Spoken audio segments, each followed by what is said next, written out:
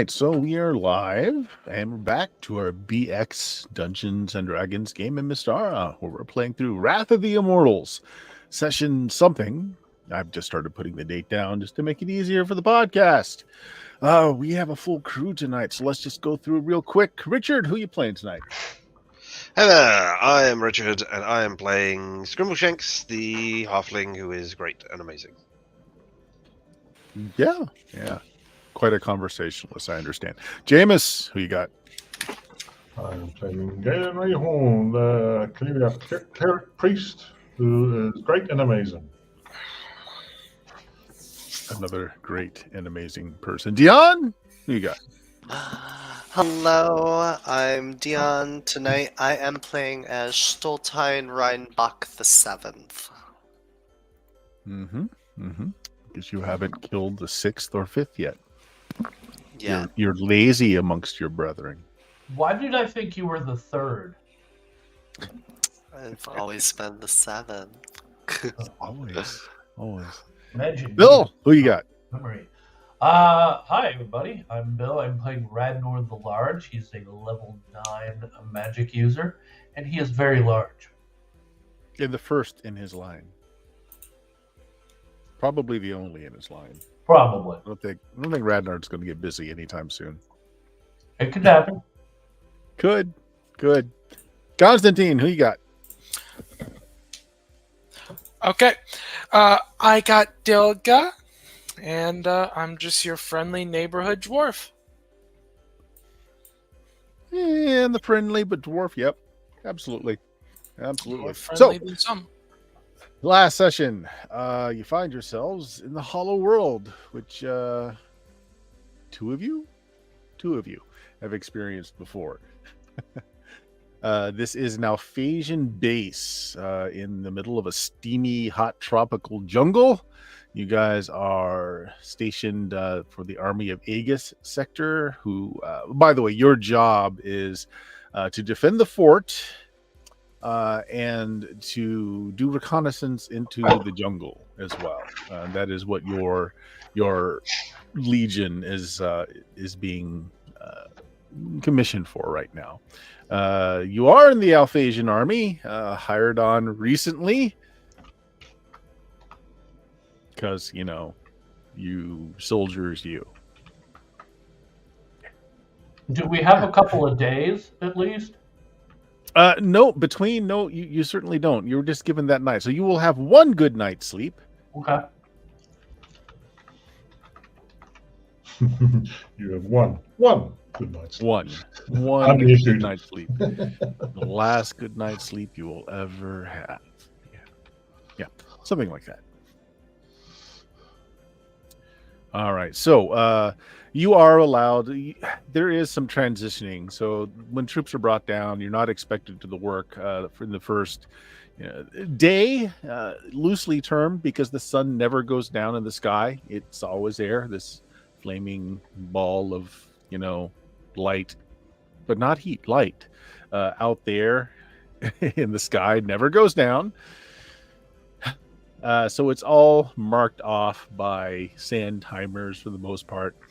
So you guys are left to your own devices once you get down to kind of acclimate to the differences. That the primary one being that there's no night and day cycle. Sun is always in the sky. There's also kind of a density. It seems like it's a little harder to move, almost like you were deep underwater. It goes away after you've acclimated a bit. And the spellcasters in your group, you might have been told by a few other folks that not all magic works exactly as it ought or at all down here. No one's codified exactly what works and what doesn't, but you've been warned. Not all magics behave as they should. Yes. Randall should be used to it by now. That he's experienced before.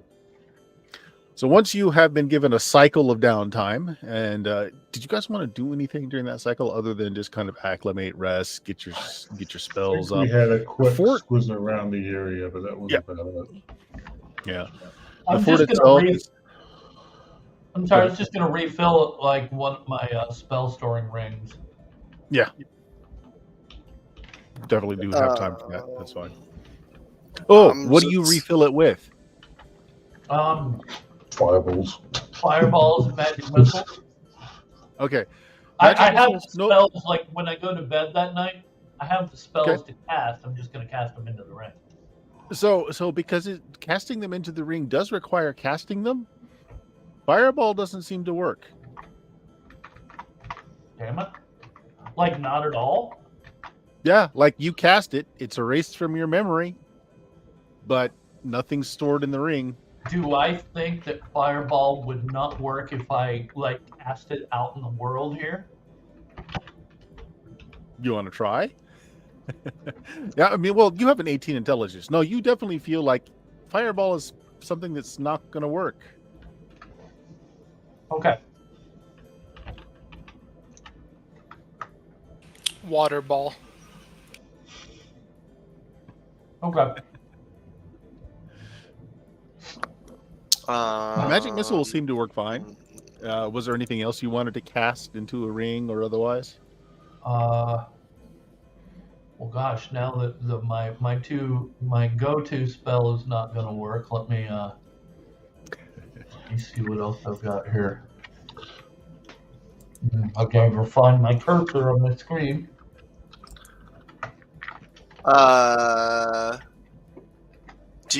Will you tell me that Fireball doesn't work when you figure that out? Okay, cool. I'm gonna prepare Lightning Bolt instead of my Fireball that's prepared next time when I wake up. Yeah, I'm gonna prepare Lightning Bolt too. I don't have it now, so I can't cast it into the ring. Okay.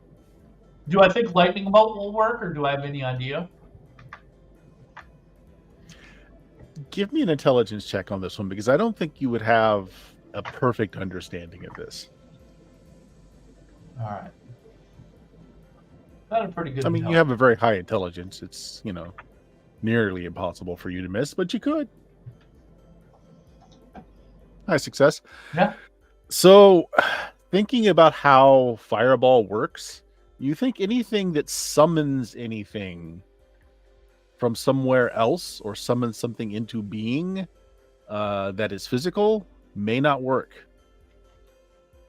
Well, magic missile would work because it's not summoning something physical. It's like creating It's energy. force. It's force. Yeah.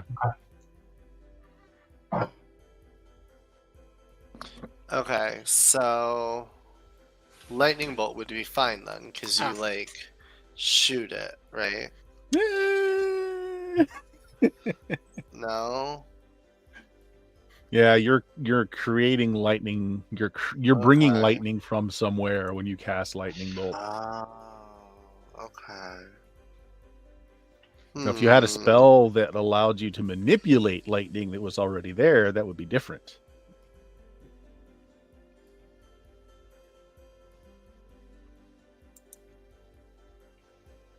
Okay.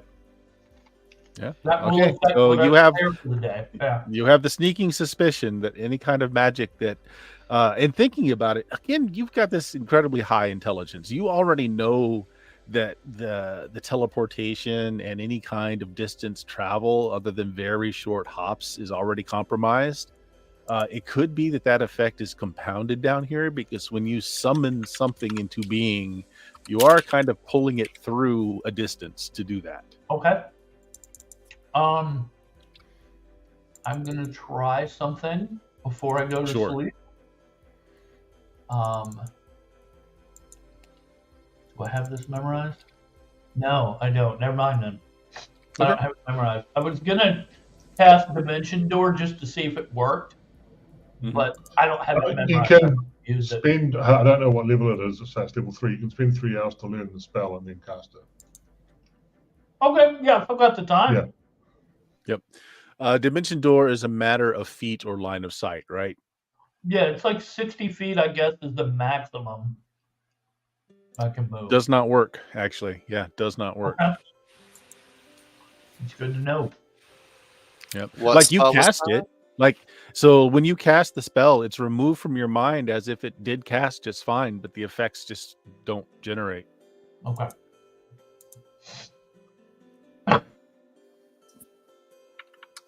That was Dimension Door? Yeah. Or, okay. Yep, that was Dimension. But I'm fairly certain that mass dyspeptic bowels will work.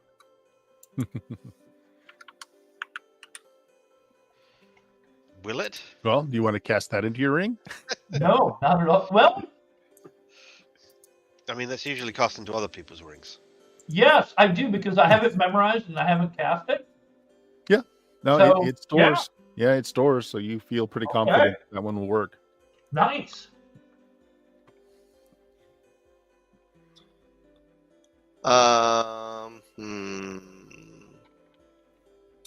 Would that knowledge of like summoning something, would mirror image count as that, or is that just more illusionary?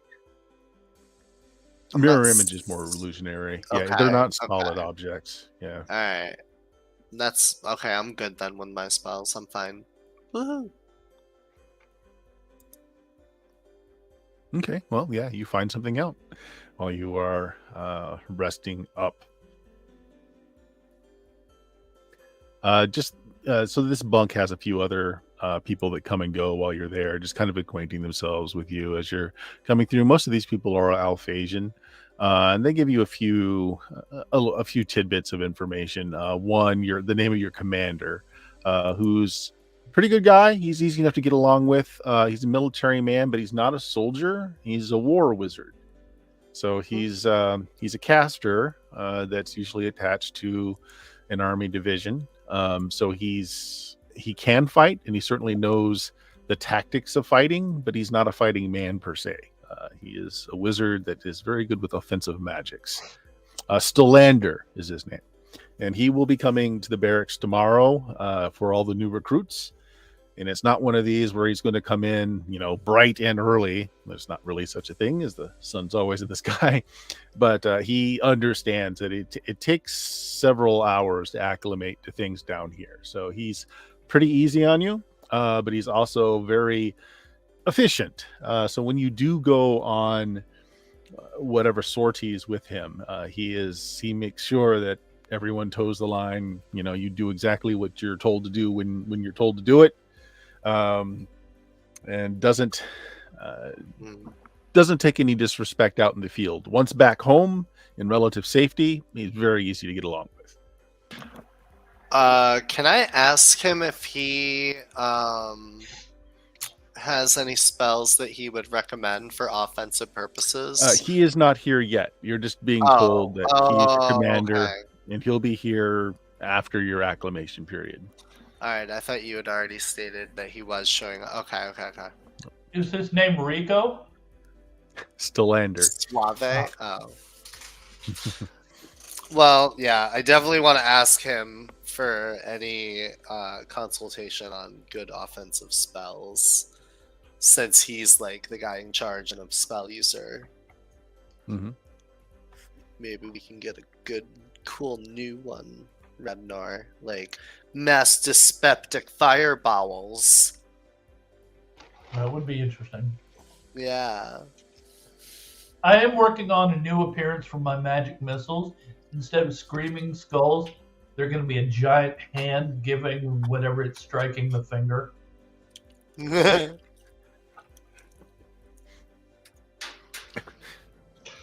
Literal fuck yous. Yeah, pretty much. Are there horses BFU or equivalent missiles down here? I can't remember. Say that again. Are there horses or equivalent down here? Well, you've seen some of those strange drilling devices. You haven't seen any horses. It's clear those drilling devices have eaten all the horses. Obviously, that is the connection you should make. No, Bones the of horses are horses running the everywhere. drilling devices. That's why. Oh, that might be, yeah, okay, that's more sense. Yeah, you're right. The other thing you're told is that there are many different peoples down here. There are some very, very strong, the Aslan, which so far they've they've been hands off, but they have standing armies, and what few battles there have been difficult battles. Luckily, we're not very close to their empire as a whole, so they've only kind of brushed up against a few of their outposts so far, and have come to somewhat of an agreement to just leave each other be. There is another group that is fairly close here. Let's see what they called them. Second. The Nogata. They have a lot of villages in the area. They've been using them to do work. They seem to know how to hunt and what's good to eat, what's safe to eat around here. So they've been using them for labor, for information, that sort of thing. And they've been, for all intents and purposes, it's an indoctrination, trying to get them to fit into the culture better. They hope to use them as a force if it comes down to it. They seem to be fairly pliable after capture and re-education.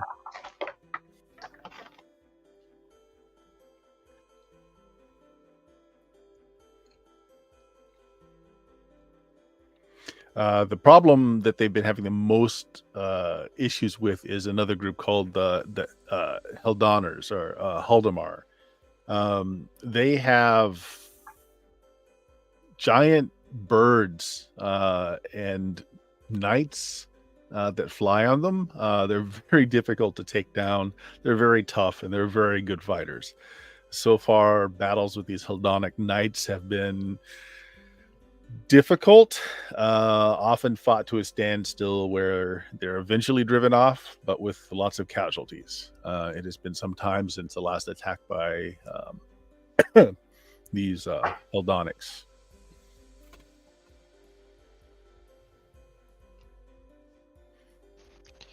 Other than that, you've also got to look out for the dinosaurs, because there's very large lizards out there. Some of them are good for eating. All of them will eat you. Oh dear. Does the Green Company have any sway with any of these people down here? I mean, you've been down here before, right? You've encountered these groups before? And are friendly with them or anything?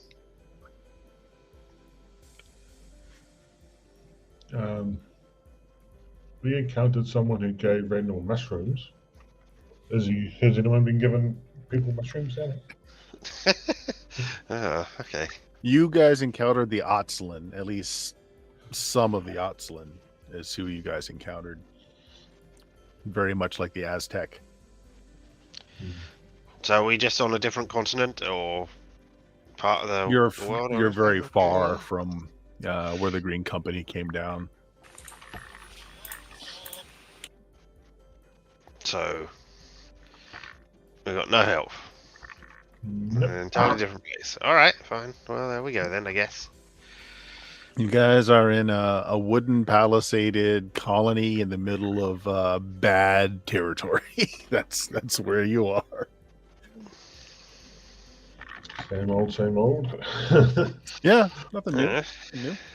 Nothing new. So during the time you're given off, it's a good 24 hours if you were to mark the time. Is there anything else you want to do other than to rest up? As the hours go by, that feeling like you're moving through a density, almost like you're underwater, that feeling does go away after a bit.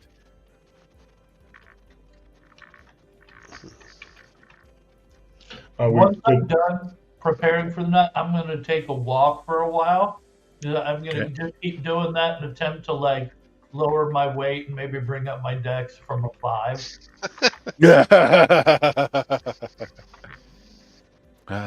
If only it worked that way. Well, you can check out the compound, though. You can go around. Let's see.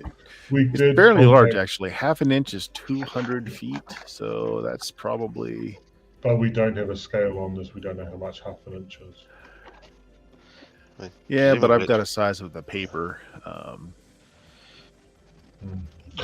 We did contact what's his name and just let him know that we're down. Yes, you did. Yeah, you contacted the the refugee from another star. I was just going to call him Hat Man because Hat Man. we were told to trust the man with the hat, which was, him in the end.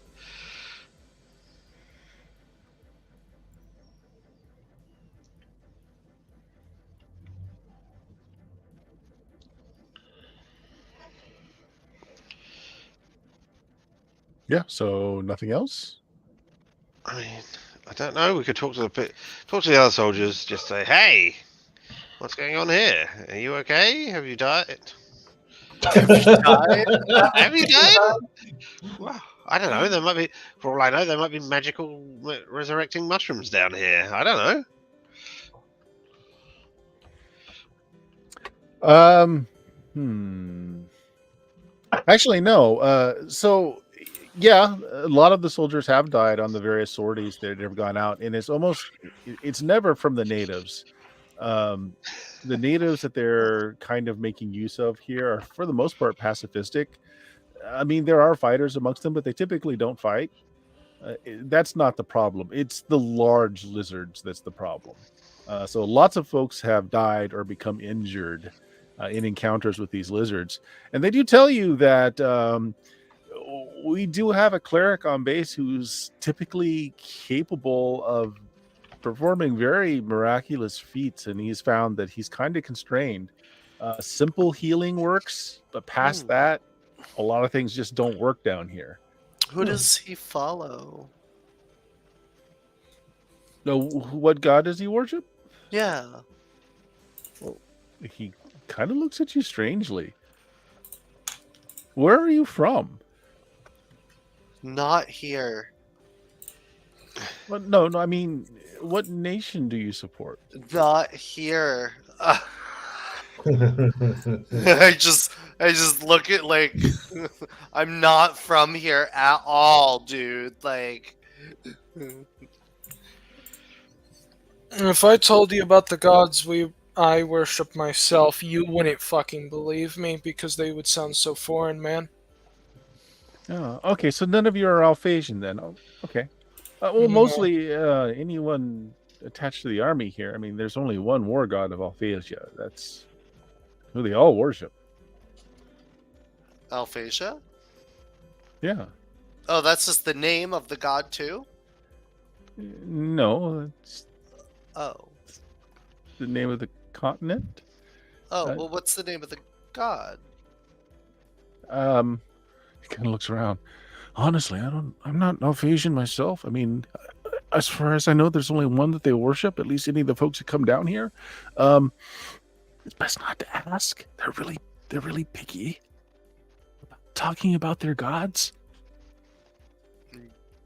Just nod and pretend you know. Womp womp.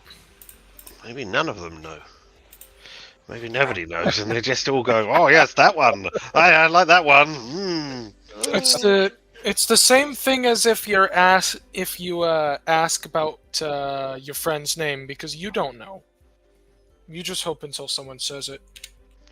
Yeah, that guy. Yeah, of course. Zoltan. Does it seem like now that I'm thinking about this, does it seem like all these people are from somewhere else, or any of them Alphasian? No, other than the folks that you just came down with, most people here all look kind of similar. Like they all came from the same place. Other than, the natives from down here in the Hollow Earth. I mean, they're their own. But all the other soldiers kind of look like they're all from Alphasia. They're kind of got that, that look about them. They all seem very similar. Right. Okay. All right. Well, if I am not a thief, let me specify this: I am a halfling, not a thief. But I will be on the lookout to see if, I can see anybody reading their holy text, their holy book, if they've got, individual copies of that. Sure. No one here seems to be particularly religious. No. Like nobody in this area that you're in. God. we're down here in this weird place where people can die, and they're not splitting off into groups where there's the one overly religious one who's going to be killed off first of all, just like in the movies. Well, your friend that you came down with, Kelter Zerbin, will tell you all kinds of stories about his new god Balthak. If you want to, if you would like to follow Balthak, he'll tell you all about Balthak. No, I wanted to know about the other one. I'm not a big fan of Ballsack myself, so. Ballsack is a big fan of you. No, I mean, I don't know. I guess meet up with the others again eventually. Do we need to know anything else from down here? Do we want to know their religious god's name or anything? I mean, we came down here looking for new and different gods, right? That was part of our and changes so in do we need to know anything? powers. Well, if this is a god of war, like they said, and they're in a war out of like nowhere all of a sudden, I feel like that's gonna strike up like more religious like following towards their god of war. So I feel like we should know the name of the god, or try to see if nobody knows the name of their god, because I don't know about you, but I think the thought of not knowing who you're worshiping is a little scary. Okay, I've got an idea. As we're like walking around talking to people, just kind of on the sly, I'm going to cast See Invisibility and see what I see. Just looking around. If there's any weird invisible creatures floating around. Yeah, that works. Sure. You cast it as you go for your stroll. As you said, you were going for a stroll. Nothing invisible. Okay.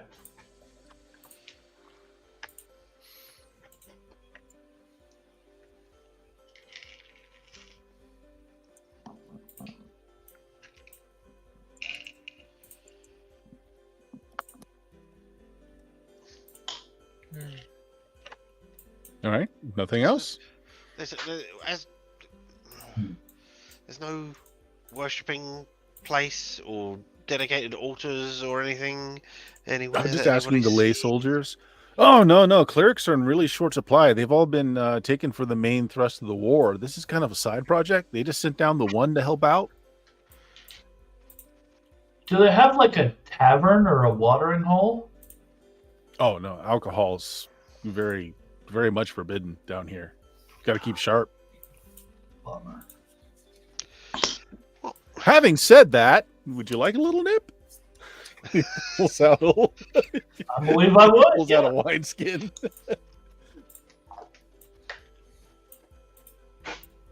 I will partake of some of his grog. Yeah. It's basically bathtub wine that they've made from local berries. He tells you all about it. It's like, yeah, they weren't allowed to bring down any alcohol with them, but a lot of the Nogata have this wine that's like it ferments quickly. It's pretty good. It's a little on the sweet side. Stuff they make in prison. Yeah. Toilet wine. Toilet wine. Hey, whatever works. Yeah. Yeah, it's got a kick to it. It is a little on the sweet side.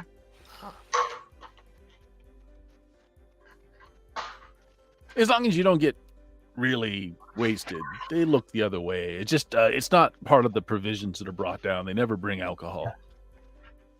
Now, if you find it, you can make it yourself. They'll turn the others. They'll turn around. They won't look too much at it. I'm sure they're partaking themselves, but it's not part of the regular Armio collection they send down to us here. Is it like forbidden? Yes. Kinda, yeah, probably. Just, Yeah, like I said, as long as you're not making an ass of yourself and you can follow commands, they're pretty forgiving of it, but they don't allow it to be shipped down. You find it here, that's something different. Yeah, okay.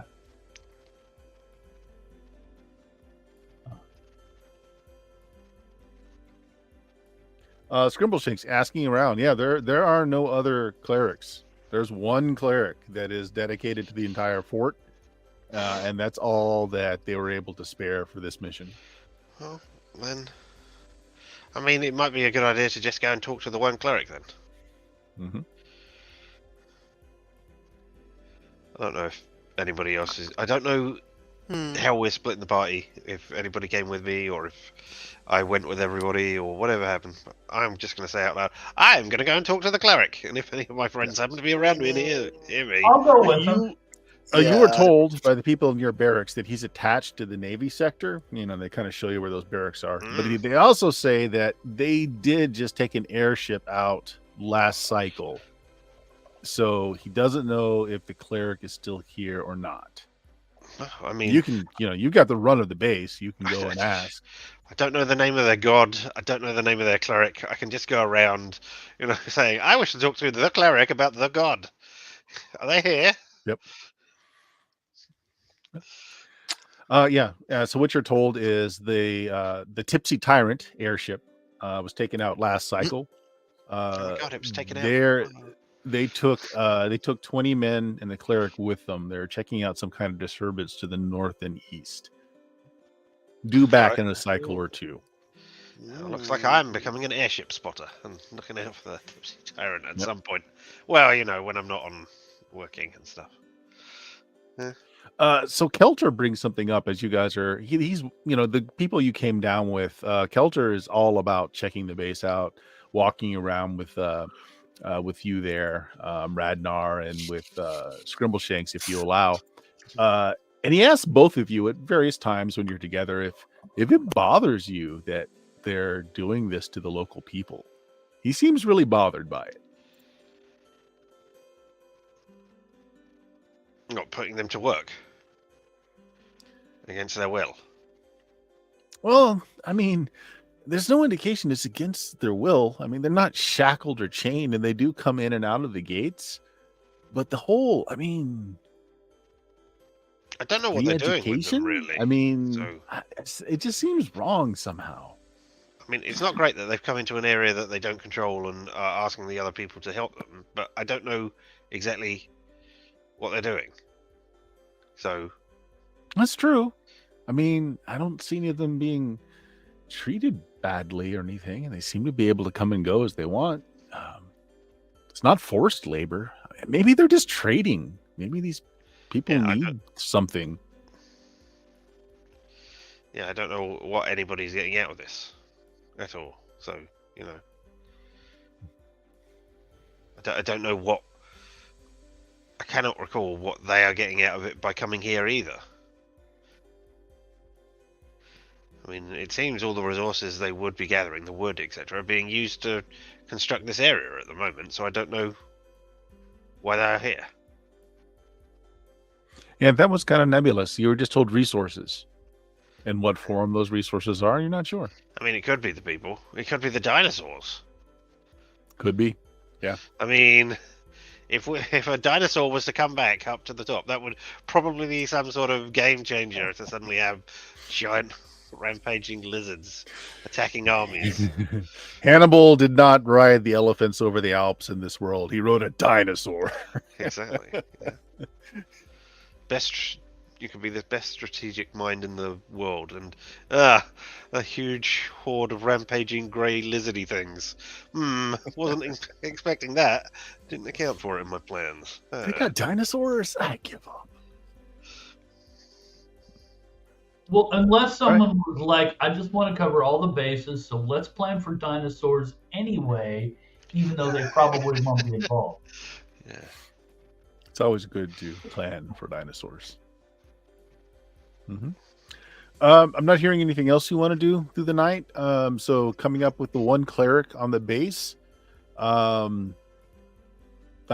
coming up. You find out the name of his ship that was taken out. Other than that,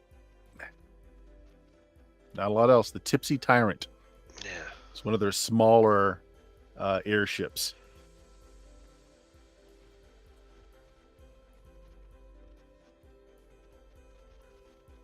All right. Well, I mean. Oh, and a name. Maracaz is what he goes by. Captain Maracas.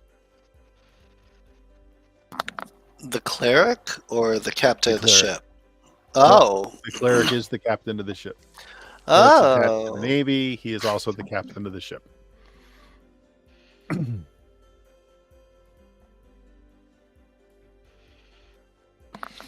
Interesting. All right. So if you guys just rest the night, learn your spells, rest up, come the next cycle. Your commanding officer does show up, and he brings basically some porters bring in just a tray of food, local foods.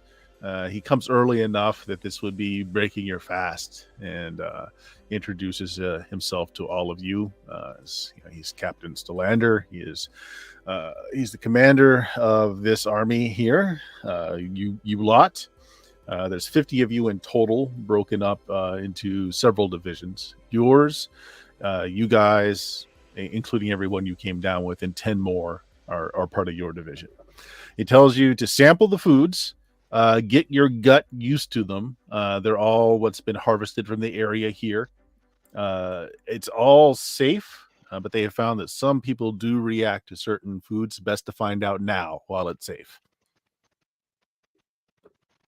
When you say react, are we talking just, nausea, badly, stomach issues? Right. Yeah. Okay. Fine. Not the liquid shits. You know how it is. Yes, I'm just checking. It wasn't like turn into a zombie and attack everybody else, or anything. No, nothing bad. Nothing bad. But the fruits, especially, he points out a few of the fruits. So some of them, they've got like the round, fuzzy outside. The inside smell kind of like meat, actually, and not like rotted meat, like like fresh meat. Some folks react to these more than others, and if so, it's just best to avoid it. But if you have to eat it, it's at least nourishing.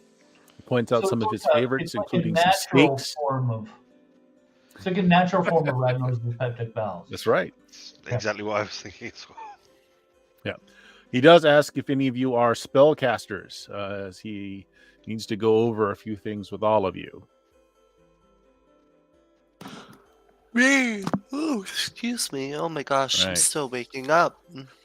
He gives you the rundown. Essentially, if you have any magical items, so you were right on the money, Radnar, with your thinking. Anything that summons something to a space typically doesn't work.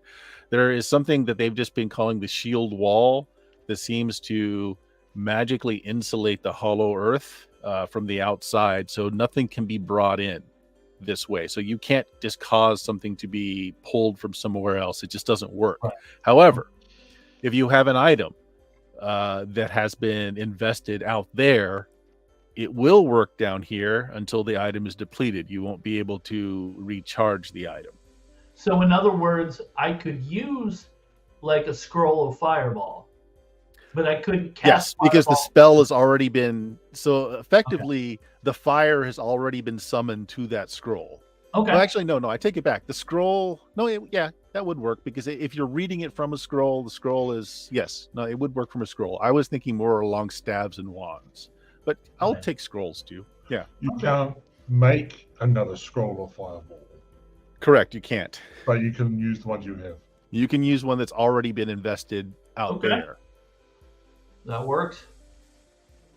Well, that suggests we pop back out through the lava to that other place and just generate a whole bunch of scrolls of fireballs and shit. I'm up for it. Yeah. Yep. They don't have enough lay wizards capable of making scrolls en masse to do that, but which ones they do have, they are doing exactly that. Wands in particular are very useful this way. He himself carries a wand of lightning bolts just for that reason.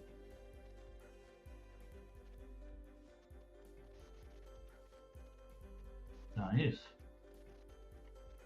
Do you have also any clerics? If you have been capable of doing things, you'll find that some of your powers are directly curtailed. If any of you are blessed enough by your god to be able to, raise the dead, speak with the dead, or anything like that, you'll find it will not work down here.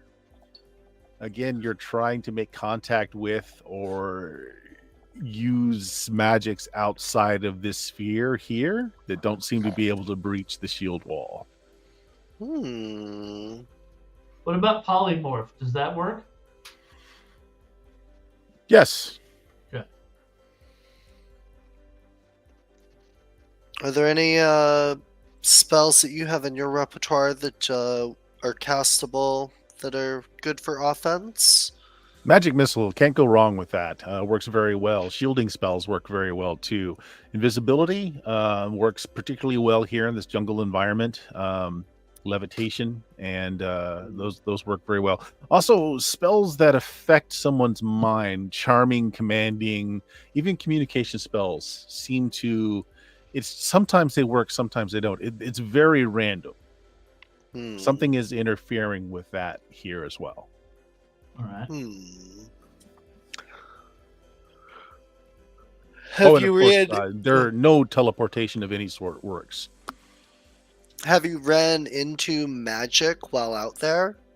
Yes. Thankfully, not many. The Heldamars have mages.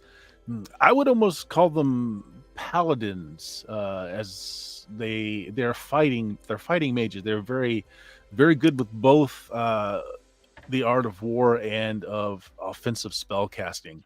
We've had a few run-ins with them. It's always been dicey at best. The Atslans, they have their own ritualistic magic that's very potent. Relies upon the shedding of blood to cast the spells, but it's very powerful. But we have an understanding with them so far. They seem to not mind us being in this territory, though they have extended that we are within their realm, but we're given free passage for now. We have made donations to their king to allow this, and so far that peace is held.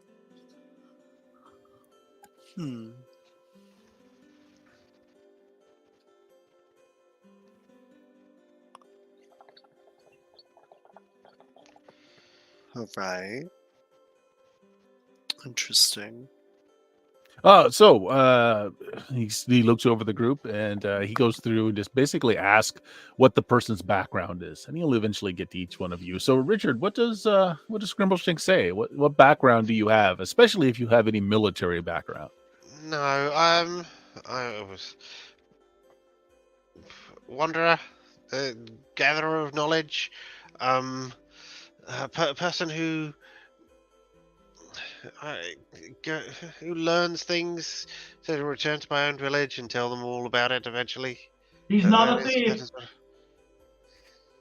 I'm not a thief. No, that's right. I'm not. But yeah, that's the sort of thing that I do.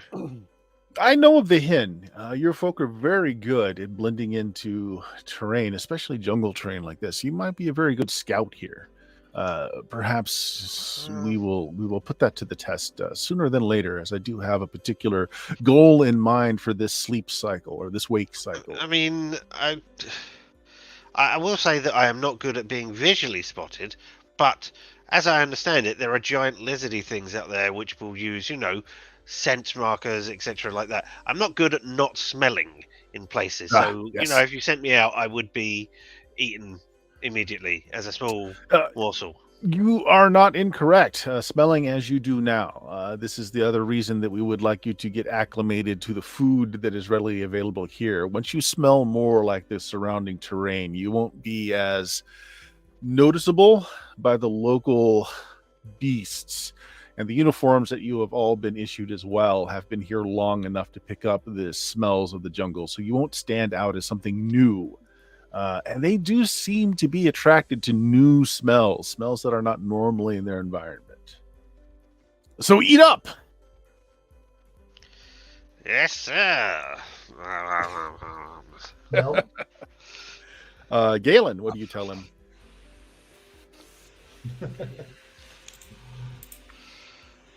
I'm an elf. I come from, I can't remember the name of the woods. Really, they're the sort of our city is.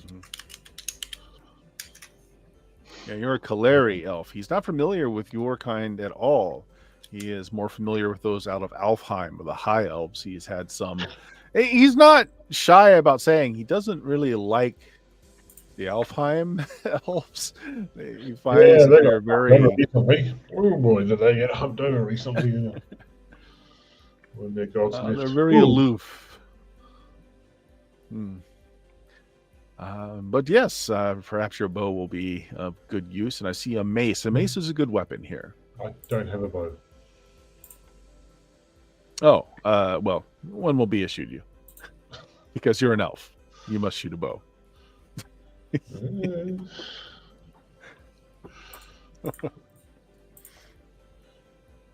All right, Dion, what does Stoltheim say for himself? I am more of a political envoy, but I am studying under Radnar here as one of his apprentice mages. When you say political, give me a second.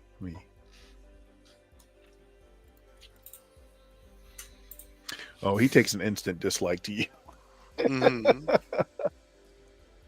Oh, so the High Court of Alaphasia has decided to send a mole to me. I see. Well, we'll make sure that you get to report back exactly what we want you to report back. Oh, no, I'm from my own homeland. I'm have land up in the plains of where was it called? Yeah, he goes over. Gersh, make sure this one is assigned the extra rucksack. He can carry the extra load. He just ignores you at this point and walks over to Radnar. Well, you have certainly enjoyed many a feast in your time. Other than eating, what other skills do you bring?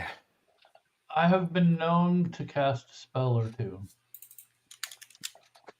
We'll assume he knew that because you were talking about possible spells that worked and didn't. Other than that, were you a magister in your nation's army? Did you serve in an army? I served in the Green Company. Mercenary, huh? He kind of nods at that. Mercenaries, always good. There is training, there is structure there. I can work with that. Perhaps you have heard of me, Radnor the Large. And I'll push my cape back in a flourish and wave my arms up. I'm behind him and do like prestidigitation of like little magical sparks and stuff. Like, apprentice. He looks down at his clipboard. Nope, haven't heard of you. Walks on to Constantine. Oh God. A dwarf. Yes. You're usually assigned to the engineering divisions. So what brings you to my army?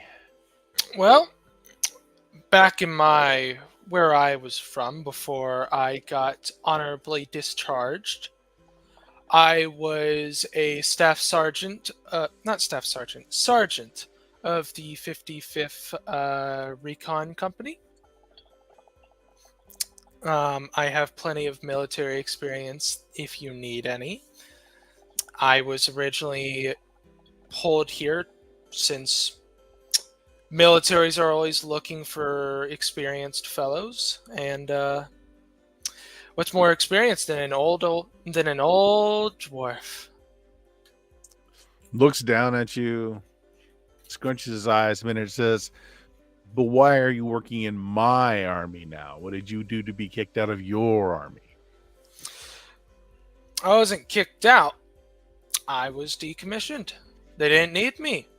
Turns out there's not too many enemies in a fucking desert. Besides, checks out. Some nomads, but you don't need a lot of soldiers for that, so I was decommissioned. Desert, you say? Yeah. We may need to tap some of that knowledge. While we are primarily in a jungle, to the east there is the beginnings of a desert. We haven't mapped to see how much of an extent it is yet. It's low on resources from what our mages are able to tell, so it'll probably be one of the last places we hit. Having said that, this wake cycle, we are going to go south and west of here.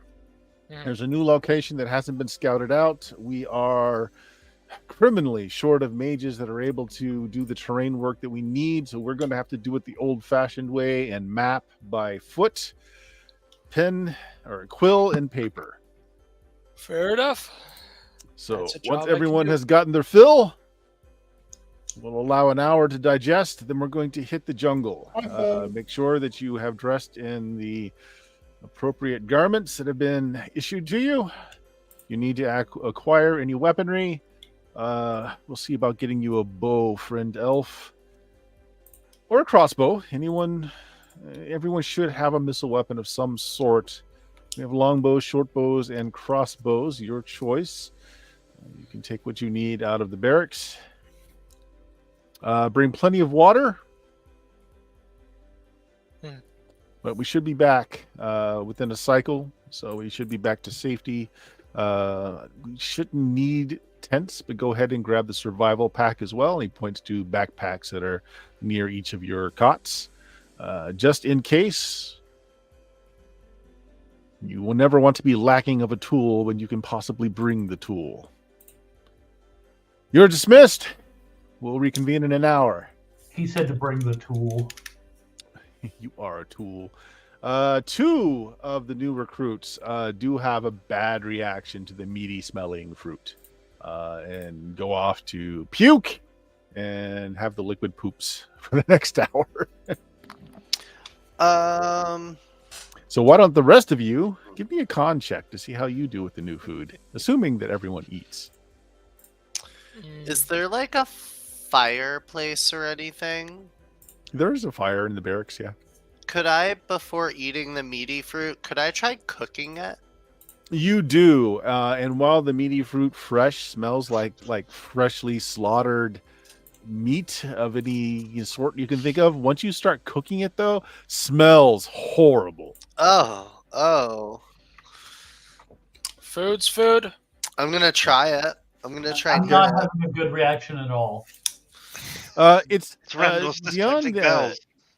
cooking that fruit. It's good. It's actually since you cooked it. You ever had a pineapple slice that's been on a barbecue? That's what it tastes like. Yeah. Oh, yeah. Ooh. Smells like meat, tastes like pineapple. It's not the worst thing. Scribble Shanks is completely fine. He probably sampled quite a bit of it. It's all good. Dilga, same thing. Food is fine. Nothing wrong with that. The same for Galen. Radnar. That's a bad failure. Yeah. I did awesome. Okay. All right, so here's what's going to happen. Something that you ate definitely disagreed with you. Vomiting, you purge basically everything in your stomach. So the penalty here is for the next several hours, if you need to make a constitution check, your constitution will be treated as 2 less than it currently is. Okay. Other than that, it's not too bad. He wasn't kidding when he said it's just a mild irritant to some folks. Like after an hour, you're okay. You don't feel like you have to run to the latrine every 5 minutes. So, having gotten that out of the way, everyone dresses up in your issued soldiering gear, grab backpacks, and you head out the gates. Going towards the south and east is the plan. The first thing he's going to do is he's going to cast invisibility on himself, and he tells you that he is going to scout ahead. If you hear this sound, and he blows a whistle, this is before he goes invisible, and it sounds like it's kind of like a high-pitched kind of buzzing sound. If you hear this, it is a sound that's not native to any creature here. That is a warning that something dangerous is ahead. If you hear this, he blows it like in rapid succession. It means turn around and as fast and as quietly as possible, trace your steps back and get out of the area. All right. Quick question about equipment. I'm assuming plate mail's not a good thing to have right now. What is In a jungle? No. Are they giving chain mail out or? Yeah, if you want to just get some regular chain, that's fine. Do you have magic plate? That's the thing. No, You don't do. it's just There's no normal magical. plate. If you want the magic bonus, then you need to have magical items of your own. Yeah. I don't. It's just regular plate armor. Yeah, so if it's regular plate, yeah, it's definitely going to be too hot for a jungle environment. Yeah. Hey, mate. Do they have any dusters? They have cloaks. You're not going to get a duster. They don't exist. Alright. So, chainmail or leather? Do they have available at the burn? They have either. You can have chainmail or leather. Alright, I'll go with some chain. Both is leaps and bounds above plate, which is just going to be like an oven in a jungle. Yeah. Alright, so my AC goes to 2. It's a mix of leather and chain for everyone else that's going out.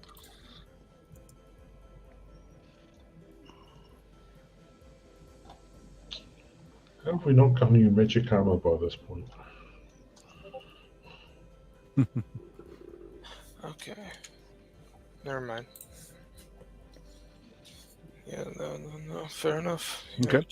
And then decide if you want a crossbow or a longbow or a short bow. Everyone is asked to take one.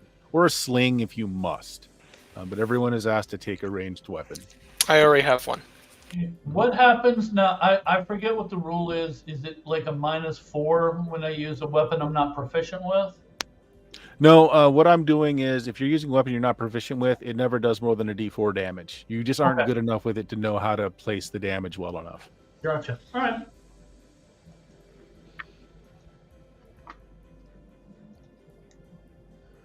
Presumably they have arrows and stuff. And yes. Enough for whatever. Arrows, bolts. Yeah, you're all issued a pack of each. 20 bolts or 20 arrows.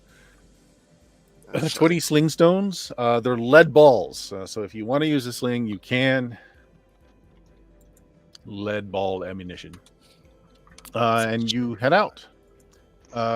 Since you're new, he does ask that you kind of stay in the center of the pack and let the people that have a little bit more experience stay behind for your back trail and ahead of you to warn of any possible pitfalls and danger. The environment itself is not hospitable. There are insects that you will die if stung or bitten by. They've learned to identify them. There is also some vegetation that is... It has a taste for flesh. We'll say that.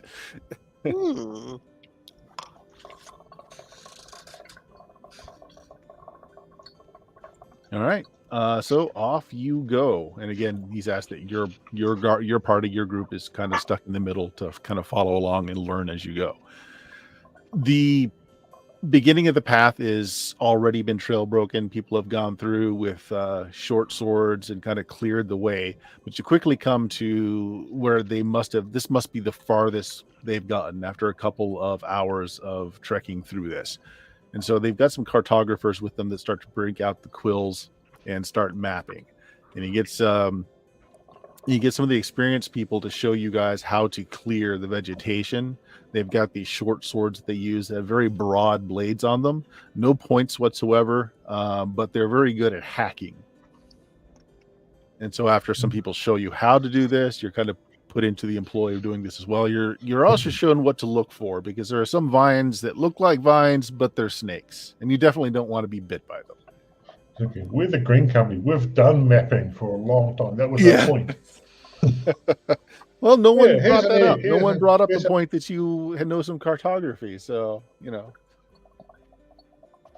Yeah. I didn't think we were going to be doing cartography. So.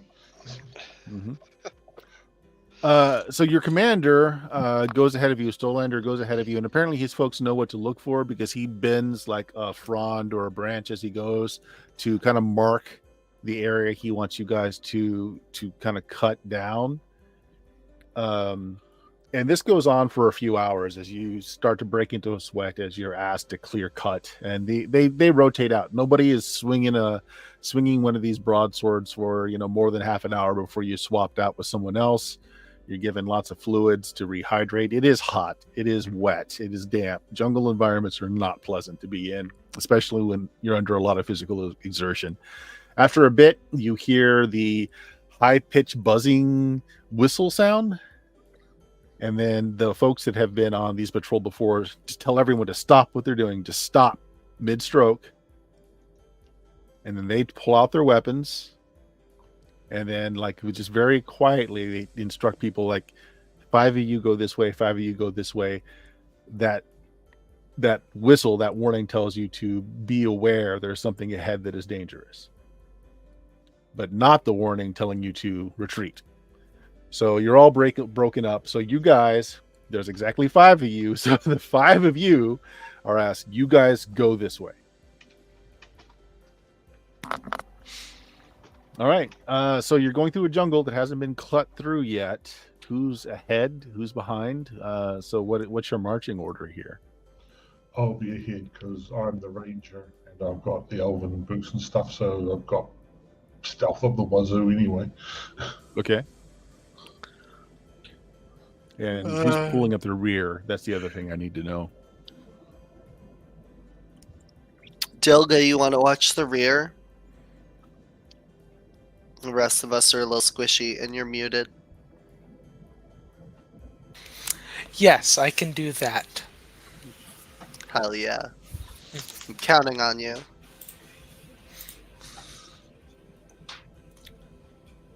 Okay. Are you guys trying to be quiet? Yes, Yeah. I'm absolutely terrified. So I'm just going very quietly. Okay. I'm I in the can't not be quiet at this point. Yep. Those of you that do not have magical gear that helps you be quiet, go ahead and make me dex checks, please.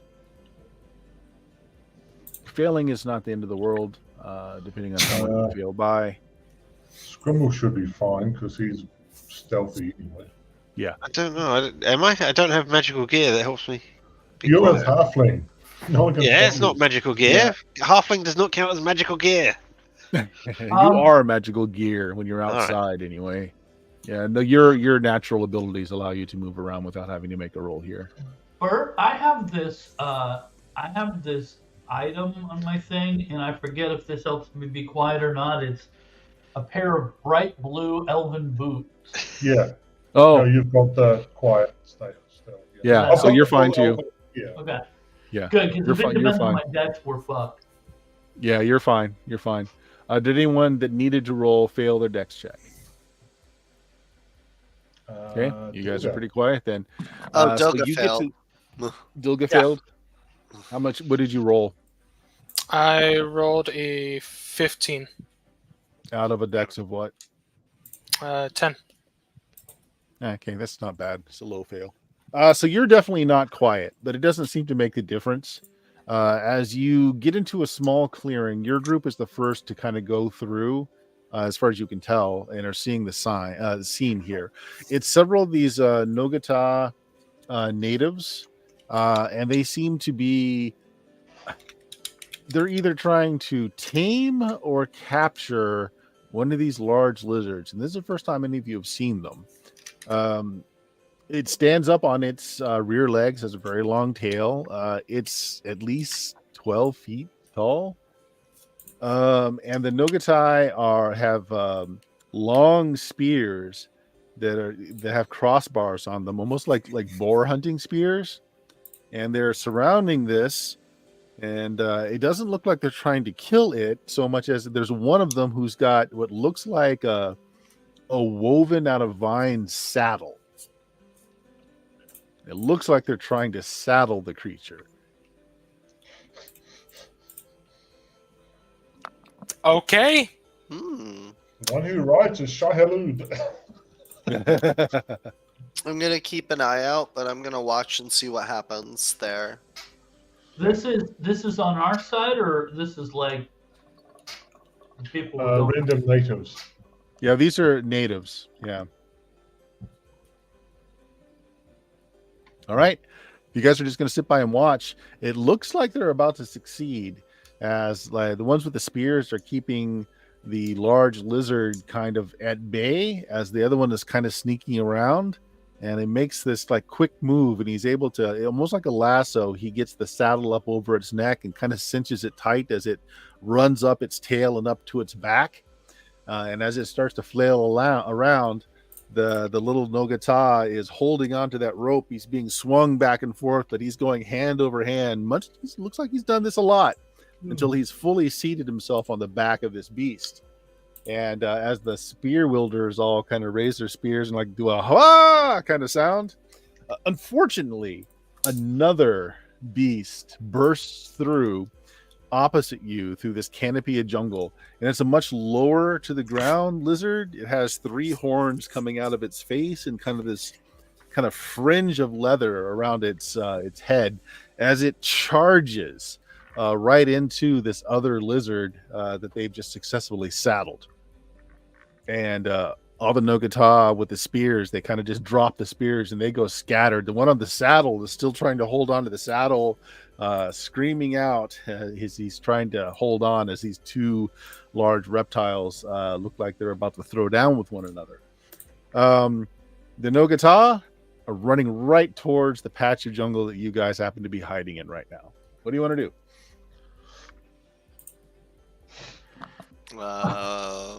Can I move off to the side and like be further in the? Yeah, just give them room. Okay, so you're the first one that said something, so why don't you make me a dex check, please? Oh, okay. Hua. Hua. Ooh, crit. Crit. Nice. Okay, so you step to the side, narrowly avoiding this tree that has like long ropey vines that are hanging over it, and the vines kind of like make these nooses on the ground, and you just narrowly avoid stepping one just as the tree kind of lurches that vine up as if to try and trap you. And you can see that one side of the tree kind of opens up into this like huge carnivorous mouth, like you can see like there are bones lodged in there, and you just missed stepping into one of its noose traps. So you are off the trail. Next, anyone else? So these Nogata villagers are going to run right into you if you don't act or react somehow. Yeah, I don't care. Nothing. Okay, that's fine. I have this urge to try and cast Charm Monster. Okay, Charm you were monster. told that charm and mind controlling spells are really erratic. Sometimes they work. Keep that in sometimes mind. they don't. Right. Mm-hmm. Hey, you So do you want to try and cast? Yes. Good. Okay. Roll a d20. Okay. Just straight D20. Just roll a straight d20. Okay, now roll another one.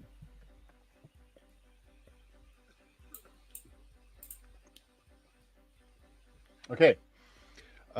So it's basically the first roll is your positive roll. The second is a negative. So you still come out with a positive number. So the casting seems to work. Now it does get a save. And which dinosaur are you trying to control? Is like one of them sort of under control and one of them just nuts, or are they both kind of nuts? Well, they're kind of both nuts, although one of them has a rider. So let's just, not that you I'm gonna would get the your other parents know one. this, but let's call one a T-Rex and the other one's a Triceratops. Let's just say that so that you have that image in your mind. So the Okay. T-Rex is saddled but not under control. I'm casting it on the Triceratops then. Okay.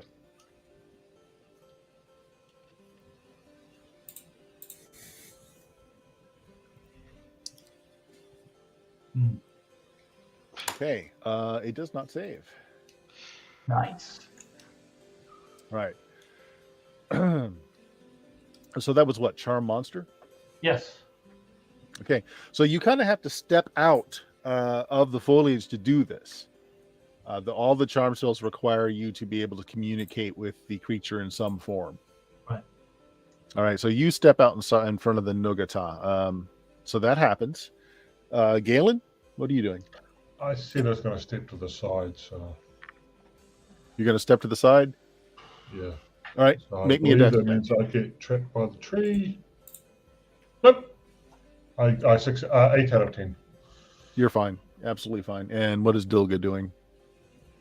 I'll join the person in the tree. You're going to try and sidestep as well? Yeah. Okay, go ahead and roll me a dex check. Your dex Alright. roll less. Give me a second. That's a failure. That's a pretty big failure, sir. Yeah, it's a pretty big failure. You step into one of those nooses, not seeing how well Stoltheim was able to step away from it, and you are yanked up by this tree's vine, and you're being dangled just as like the tree trunk splits down the middle, showing this like gape mouth where you can see like bones inside of it. It looks like it's digested the flesh, and the bones are just kind of sitting in there as it's going to try and eat you. Before that happens, though, Richard Scrimbleshanks, you just basically said you were just standing there, right? Yeah, So okay. the Nogata run. Two of them run, look at you, just nod at you, almost like they know you or know of you, run right by. The third one reaches down and tries to grab you, making some kind of motions like "we gotta go," sort of, reaches down to try and pick you up and to run with you. Are you going to allow it, or do you want to stop? No, that's not why I'm here. Go away. Right. Okay, now yeah, if you flail around, then he'll just kind of nod at you, and he just runs past you.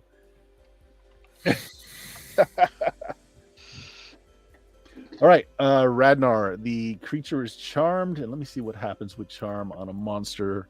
You cannot speak its language. Give me just a second. There it is. Charm monster.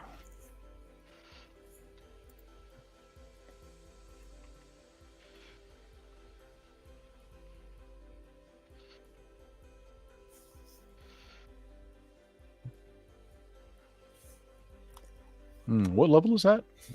There's a 4. I got it. Okay, here we go. So a single creature more than 3 hit dice. So there, you'd have to do that. It's failed it. Okay, so you can either issue it a command. It can see you as a friend.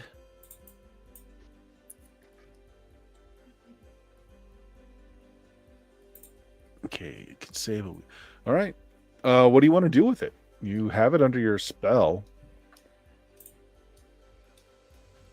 I'm gonna tell it to flee. Okay, so you don't share language, so you can't give it direct command. So what do you want to do, to kind of like make shooing sounds at it?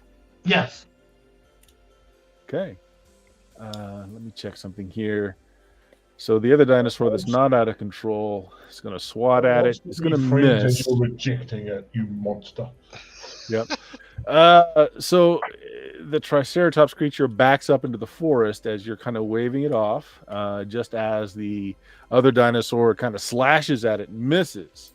So it's able to finish backing off, but then it turns to see you. And this is where we go into initiative and we figure everything else out. So, Constantine, why don't you roll a d6 for your side? Alrighty. And is anyone spell casting? I have great luck today. Let me double check my spell repertoire. I hate to say this, but I'm casting. You don't hate to say that. Come on now. No.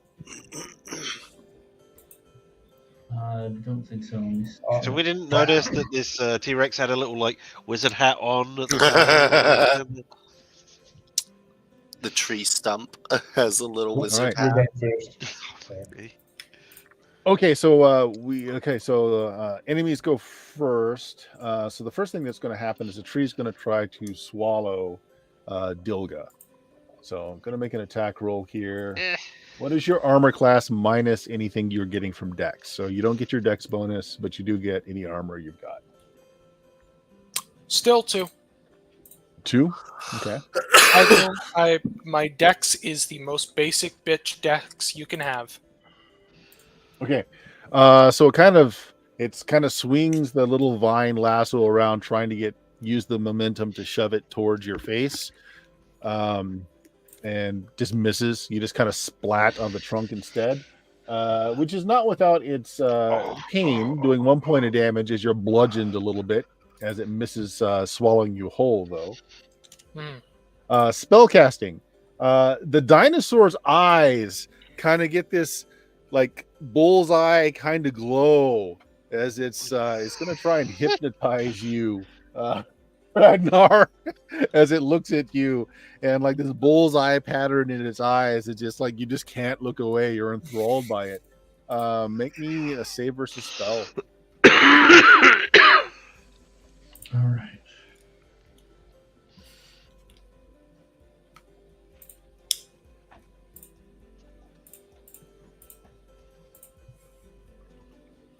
Sorry, here we go. Oh, failure. Oh my gosh. Okay. I believe you're on. It happens like every fight now. I get taken out right away.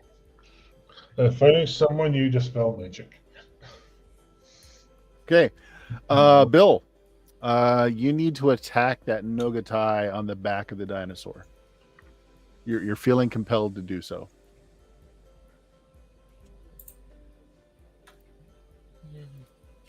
All right, it's your guys' turn. No one was casting. Let's start with Dilga. So Dilga, the rope-like thing that's hanging off of this tree doesn't look like it's not. The vine itself isn't alive. The tree is kind of using it like a fishing line, right? But you are caught up in it, hanging upside down from your ankles. You can try to cut your way off of it. You can try to use your strength to pull yourself off of it. But right now, you're just kind of dangling in the air and can't really do much else until you free yourself. How easy does it look to me, how easy does it look to either use my strength or my axe? You have an axe, probably be easier. Just make an attack roll, hit AC 10, and just a single point of damage will sever it. But you need to hit the vine. Okay. That'll do it. Yep. So you sever it and you fall. Oh. And do 3 more nooses. Yeah, maybe. No, but it is a bad fall. You take 6 points of damage from the fall to the ground. You probably hit a rock right on the head. Ow. This is why we But wear you are helmets. free. You are free. And there's a nice wee dint on your head. Hey, wait a minute. Yep. No, I'm wearing a helmet. If I didn't wear a helmet, it would snap my neck. I'm going to ask for Radnar to go next because nobody can really see what happened to Radnar. So, all right, Radnar. Make your attack on that Nogata villager. All right. Well, I probably don't want to injure my friend, so I won't cast Fireball. But I've got Yes, that stopped you. I've got some magic missiles in a ring, so I'm going to cast Magic Missile. All right, go ahead. Roll your damage. All right. Let's see here. That is 3d6.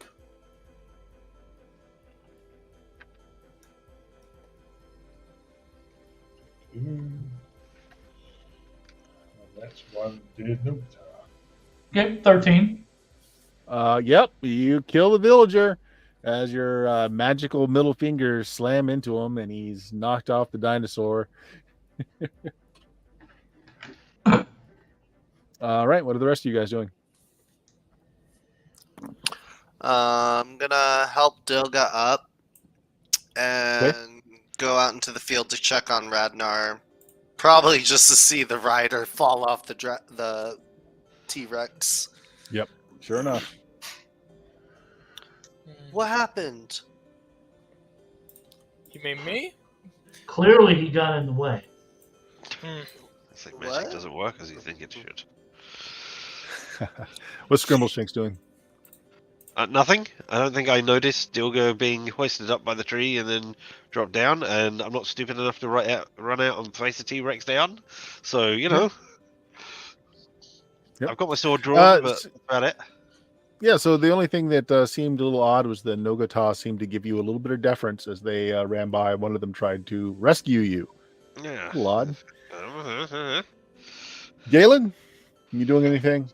I'm assuming I did see Dilga, and what I was intending to do, and I can get partway through this before it becomes pointless, I was going to go out, grab one of the long spears so that it had reach and it'll be useful to help cut the vine down.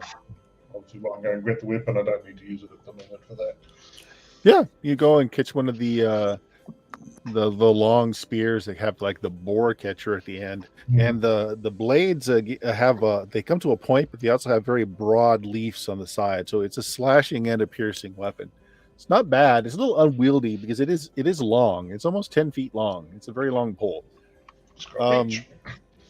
Yeah, so Radnar, you suddenly feel impressed to gather up a bunch of the roots and berries that its little grasping hands can't pick up, and to throw them at the dinosaur's mouth.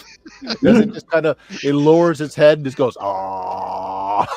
Well, I just really want to help, so that's fine. Yeah, I will do that.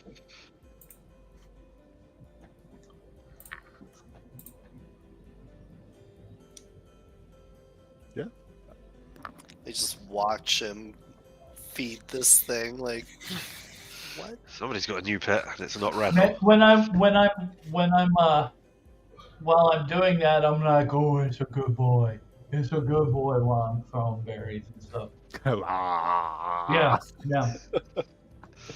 This is the T-Rex or the Triceratops? This is the T-Rex. The T-Rex. Triceratops is still in the foliage since you've charmed it. It's sitting there, like giving you puppy dog eyes. Like, why are you loving on that one?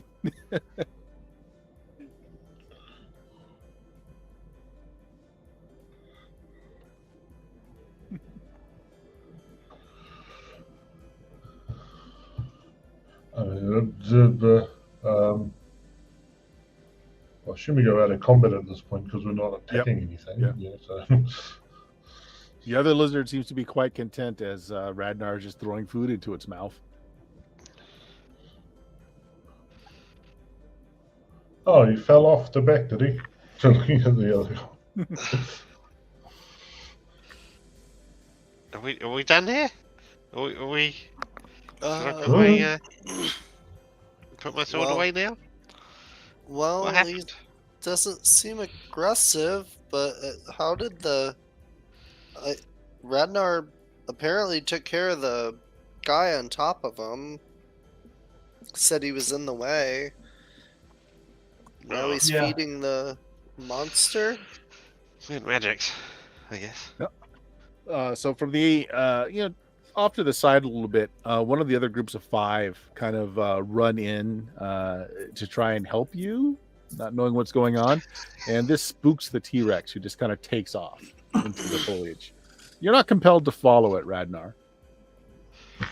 You're not compelled to follow it, but Come back, my friend. now you know how the Triceratops felt.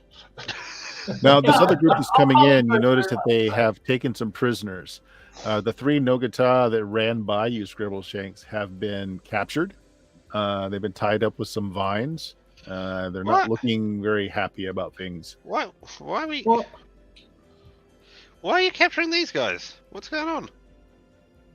Oh, well, we bring them back for education, and we Leave put them to work. They were capturing a T-Rex. What do you think you can educate them with? Can you capture a T-Rex? Well, yeah, of course. I mean, they teach us how to do these things, and we teach them our language. We teach them, our society, and it's a give and take. Them. Well, of course they don't now. They don't understand what's going on. Well, then tell them. Talk to them. The colonialism vibes here. We don't speak their language. I mean, that's what we have to take them back to the fort for. Somebody there can speak their language. This is why you do a common trade tonguey thing. Oh, space weed! Yes, that is also a thing. We have a way to communicate with them. Oh, okay. Oh, well, ask them what they know how to do. Well, Radnar, if you would like to spark up. Hell yeah. You have a Triceratops like just sitting in the foliage across from you, just giving you these puppy dog eyes, just laying on his belly. Oh, he can join the rotation. It's fine. All right. Well, yeah, I'll toke up and Sure, give around. everybody a few minutes to get nice and mellow. I join in. I'm not. We should get some of these some of the other people to join in as well. Yeah, so no, they you know. know, I was definitely hoping, yeah. Oh yeah, some of those soldiers will definitely join in. Yeah. I bring a pretty big stash with me. I've been growing it out at my castle. Yeah. Fair. Okay. Well, you don't need to make a roll because you know how this all works. But let me make some rolls here. I do have a speak language spell, but meh. Why do that when you can get high? I mean, you don't know that it's going to work here. Ooh, magic. Yes, I do. No, it definitely didn't work last time we were here. Did. No, it definitely didn't. Not at all. Okay. Yeah. You guys, a few of the other soldiers, you and these natives enjoy. The natives seem to understand that it's some kind of ritual, and once you are in each other's mind space, it's like they've got something similar that they use, but theirs allows them to talk to plants. What? You find out that they're amazing horticulturists. So, like the saddle that you thought was woven, no, they taught the plants how to grow that way. That's awesome. What? These guys are cool. Should be learning from them.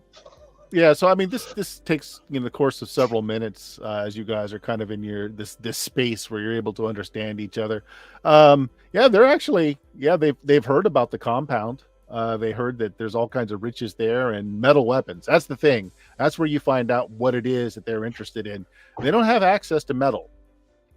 They don't know how to smelt it. They don't know how to mine for it. They don't know how to shape it. And metal tools are like the bee's knees.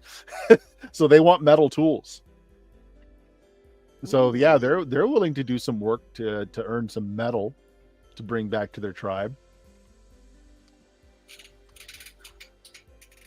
Okay. So it is mutually beneficial in a sense. Maybe. If they can understand each other, sure. Right. No one's ever asked them about their affinity for plants, though. So, like the soldiers here, the people inside the fort, don't know that they can do this. I'm gonna ask them if they have like any gods down here, or religion, or people or things of worship. That takes some explaining. They don't actually they don't have the concept of a god per se. They're nature worshippers. Like every plant and animal has a spirit, and that's they're very attuned to the land. Okay. Easily convertible to the lady. I mean, Yeah. all right. So Let me impose my book upon you. no, they say pretty chill. Magic. I want to ask them about their magic if they have it. Their knowledge of magic, how it works. They don't seem to think that they have magic. They've seen magic. The Aztlan, the Aztec folk here, they have a lot of magic. They shun them. They stay away from them because all their magic just brings bad things to happen. But the way that they can cause plants to do what they want, that's not really how they put it. It's like they ask the plant to do a thing, and the plant does the thing. It's pretty magical, but they don't see it as such. So they're druids. Oh. You would know this as obviously I'm not taking up someone, but you know that there is a clerical ability to speak with plants. Yeah. Huh. Okay. I find them fascinating. I like People them. don't pass it a lot because usually plants are dicks. Yeah. I've cast it before. I'm still gonna call them druids because it's not a class, so that makes them like 10 times cooler. Yeah, they're basically like druids, I think. Yeah. Cool. I asked them if they have like a camp or something around here, or if they're far away from. Oh, their village is actually quite far away, and that's why they were trying to saddle the lizard. They were hoping to use it to get to camp faster. Hmm. Now, Richard, did Scrimbleshanks partake? Are you part of this meeting of the minds? No, I am not, which is Okay. unfortunate. I'm more a chronicler. So, well, I suppose I'd need to know the language in order to do that. I Yeah, passed up to you. you the blunt. Yeah, all right. I guess I will. Yep. Okay. So, yes, Make me a save versus magic. Any particular kind of magic? Just general magic. Just This would count as a spell. So spells or magic staff. Yeah. All right. Yeah. As he hits this, I realize I just handed Scrimbleshanks the mind thought reading blunt and go, "Oh dear God." Hello, everybody. Wow, it's great here, isn't it? Oh, look at everything. Oh, look over there. Success. Actually, you succeeded. So, I mean, you get impressions, but you're definitely not able to talk the language. But the impression that you get that is interesting to you, possibly, is they kind of venerate you. You're not sure why. You don't understand why, but there's kind of a respect and awe for Scrimbleshanks. Why? You've I heard asked. of me before. Yeah, have you seen his kind? Oh yeah, yeah. His kind are the ones who taught us how to speak to the plants. Do they live here? They used to. How long? Yeah, the small folks have been gone for many generations now. What is with the hen and like disappearing all over the world? We like wandering and going and visiting places. I mean, but for people to not see hen for like hundreds of years, because like our area where we have Stoltholm, that's the same answer they gave, is like, oh, we haven't seen hen for like hundreds of years or a couple generations. So I'm like, what is, and then like hen disappearing with the black ring thing. Look, I mean, I didn't want to say anything, but you're bad hosts. That's why we move on. Because you're just not offering the right sort of, we come over here, we teach you all these things, and then it's, oh, right, fine. And you don't, like, there's no handmade slippers or anything for us. So, you don't even offer them a beer, man. Yeah. Like, at the very least, they're a guest. Offer them a drink. It's just the neighborly thing to do. Okay. What else could I probably learn from them? I don't know. Cool. Okay. Ask them. Could you just ask them if it was people my size or who were bigger than me? Because the ones which were in your area were like a little taller. Yeah. Slightly bigger. Yeah, slightly bigger. So slightly bigger. Oh, bigger. Like wider, stouter. All right. Well, there we go. Yeah, there you go. No, they're happy to go back to, after it's explained to them that they could trade for metals, they're happy to go back to the fort. And as far as these soldiers know, it is just that. It's like it's a trade. It's like, do some labor, we give you metals, and you can go. They don't keep them there if they don't want to stay there. Oh, there we go. I mean, well, at maybe least we we should know ask they're not people, slaves now. well, no, we know. That Again, these that's soldiers as far don't as do the this. soldiers know. Exactly. We should have asked at the Let's be very clear with that. to double check. Never mind. Hey, as far as we know, we're doing a good thing as well.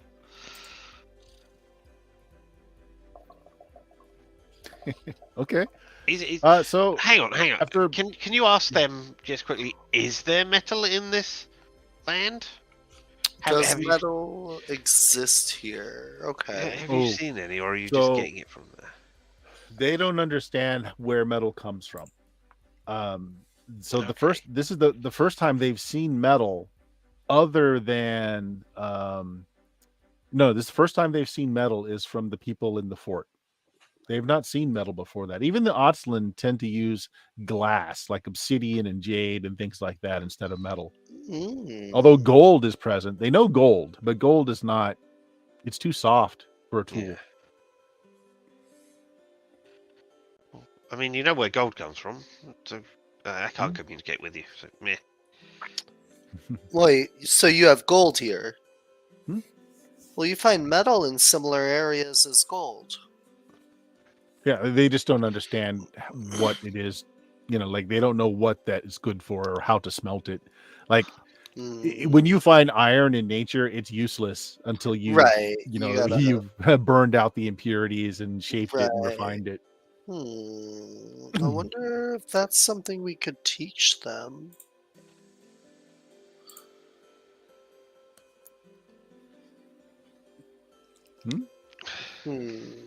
Well, Doga doesn't know much about metallurgy, so...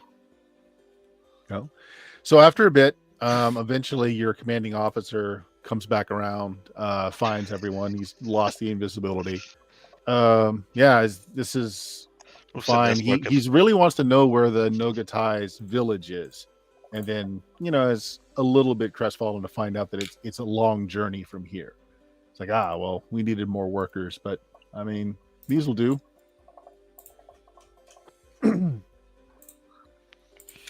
He's not angered at everybody sitting around smoking and generally relaxed. No. No. He's very happy that no one died and that you've got 3 workers. So more would have been better. And he does notice that the one Nogatai that's dead.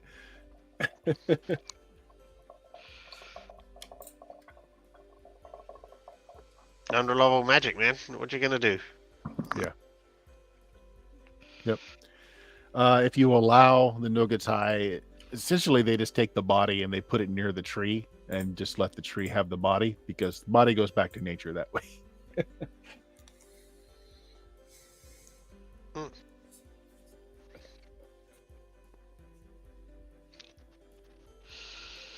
If they got anything sign or anything that they make over the top of the body as they're giving it back?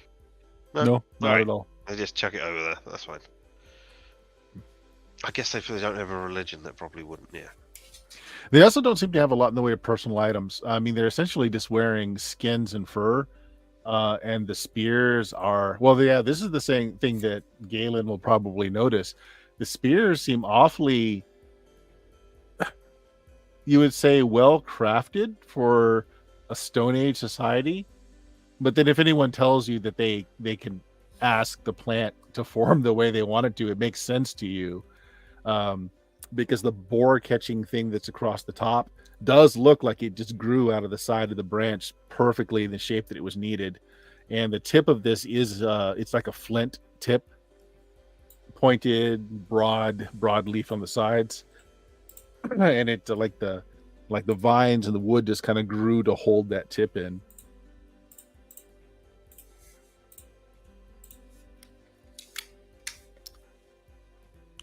Right, so you guys push on. Several hours more, you push into the jungle. The Nogatai basically tell you what to look out for. They know that there's more of those roping trees. That's what they call them, roping trees. And there's also some quicksand. And this is something that the troops here haven't ran into very much at all and don't really understand what it is. And so the Nogatai kind of show them how you tell. You have to be very careful with your terrain. Like, so when you get near one of these pools of like quicksand, your motion through the jungle will actually cause the ground to move like a wave. And they say, well, that's how you know. When you pass by and the ground moves like that, you have to be very careful.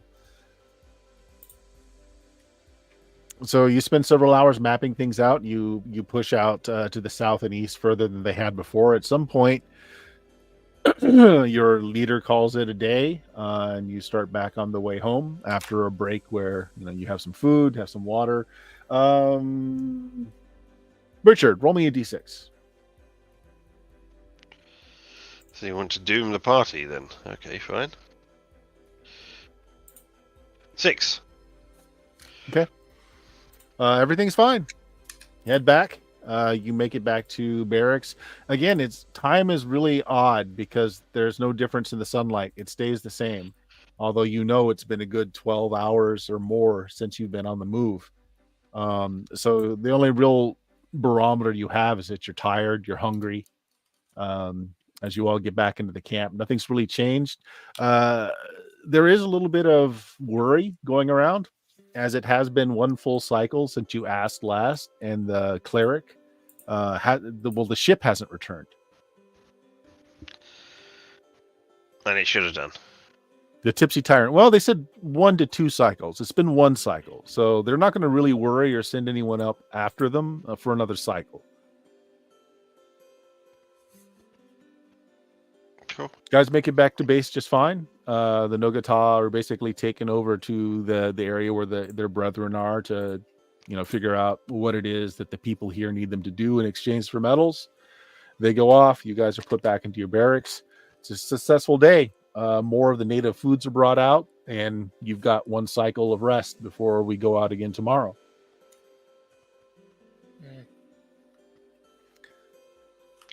Assuming... Well, is there anything you want to do during that night? Is there anything that caused you to be suspicious or you want to look into or ask about while you're back in camp? I mean, I'd quite like to go and talk to well, I can't talk to them, but I'd like to, go to the natives. And okay.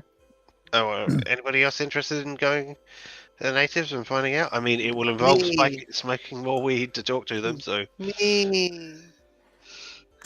I think that was an emphatic yes by Radnor as well. Yes, of course. Okay. Well, you guys go and do that. Unfortunately, Richard, until you fail it at least once, your tolerance has to be broken, so you got to make the roll again. All right, well, that's fine. I can keep going. I make him do a gravity bong hit. If only I wasn't so good at this sort of stuff. But nope, still succeed. Yep. Oh, so again, you get into that area where you can kind of get impressions, but that's as deep as you can get. So you're still relying on them to kind of translate a bit for you. So you go to where the Nogata are set up. They've got some houses that are set up for them, although they don't really understand houses. So most of them just sleep outside and they just put stuff in the houses. Like the metals that they've earned, they put in there. And they either sleep on the roofs or just outside. So the ones that are resting are on a rest cycle you're talking to. What did you want to ask them? Hey, is anybody left? I mean, are you free to leave? You're not being kept here against your will or anything. And nobody's mysteriously disappeared and never come back again. So this is Radnar, Scrimbleshanks, and Stoltheim, yes? I would like either Radnar or Stoltheim, whichever is taking the lead and talking to them, to make me a charisma check, please. I can do it. You need no charisma check from Scrimbleshanks. I'm just amazing. Well, you can't speak to them yet. Yeah, so. I know that as well. I know that's the real reason, but all right. That's not what Scrimbleshanks believes. God damn it!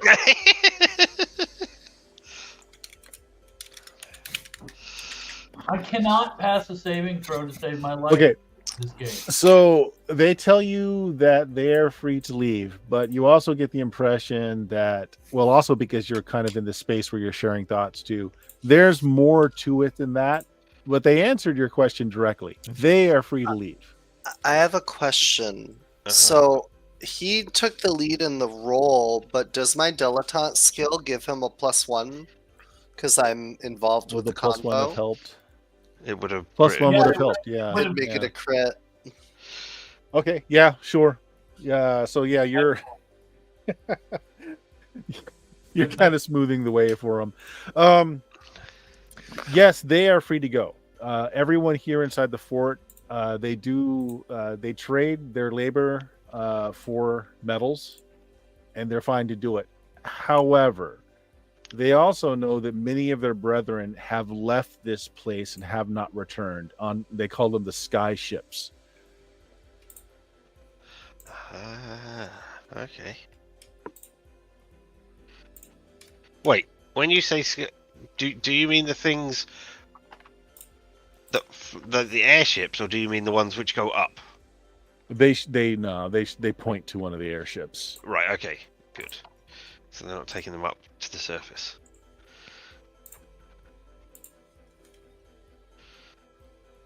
Yep. And they do have some concern about that. They don't know what's happened to those Nogatai. Right, but they could all be going off to a land of plenty where nothing else is going on. Live on a farm. They could. And, live out their days. Yeah. All right. Well, maybe we should. I don't know if we want to look at that or not. It's not our brief job, whatever thing. That's the only thing they have misgivings about. Here, the work is easy enough, especially since they were able to ask the wood to do what they needed to do. So, things work out pretty well for them, and they get metal in return. They are concerned that they can't talk to the metal, though. Like, it's obviously useful, but they can't talk to metal like they can with plants. But you can't. I'm not talking. I'm not there. Well, I mean, I'm not able to talk like that.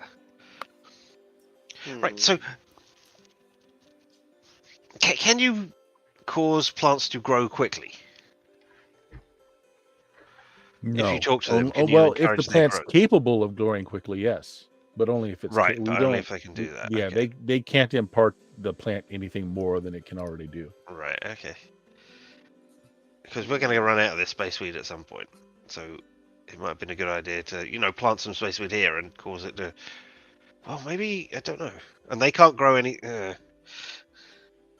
Well, we have seeds, I'm sure, that we can pick out of some of the buds. Yeah, but that was why I was talking about it growing quickly. But I Hmm. mean, it would just take cultivation and time to get it. Well, he does say that some of the soldiers here can speak their language. They've taught enough of their language that some people here can speak their language. Yeah, but we can't. That's the important thing. It takes some time. I can't either, so I can't regale you with tales of things.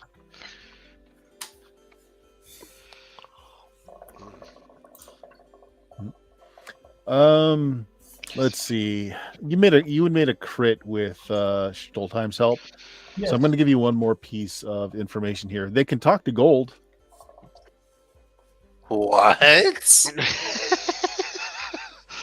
They can talk to gold. Yeah. And so they thought that steel or iron would be the same, but it's dead to them. Gold is alive in their eyes. They can speak to gold. What does it have to say? I mean, does gold have hobbies? Do they have literature? Works of art? No, gold is a very taciturn. It doesn't like much. It doesn't care for much, and it always wants you to get off its lawn. That makes sense.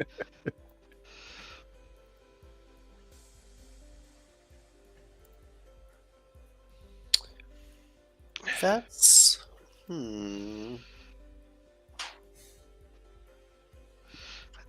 How do you talk to plants? Is it another plant that enables you to talk? Is it just something you learn? Could you teach anybody to do it? I know it seems odd. Well, I guess. Yeah. So it's translated through the other ones, but they've never tried. The people here don't know that they can do it. And they've never tried to teach anyone outside of their tribes. Right, but you've got to teach your own children and stuff, right? So you can teach. Yeah, is it we just teach an innate- them how to refine things, but they're born with the ability to speak that way. All right, okay. I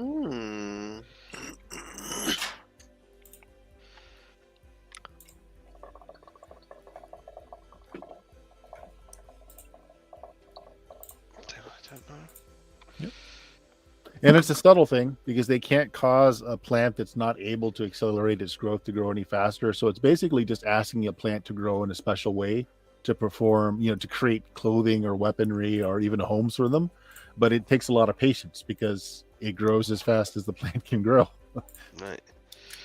Unless there's a magical way to... I wonder, can Galen do plant growth as a spell? Is that a high-level cleric spell? I'm a cleric. I That high should know level. this. Yeah. Not in this system. No.